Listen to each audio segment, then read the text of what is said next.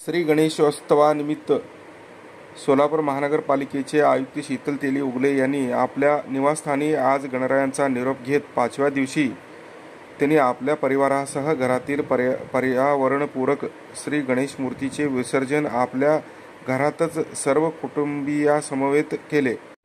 यावेळी महापालिकेच्या आयुक्त शीतल तेली उगले यांनी सर्व गणेश भक्तांना आवाहन केले की त्यांनीही पर्यावरणपूरक गणपती मूर्तीचे आपल्या घरातच विसर्जन करावे। तसेच सोलापूर महानगरपालिकेच्या वतीने विसर्जनाच्या दिवशी विविध ठिकाणी संकलन केंद्र उभी करण्यात आली आहे।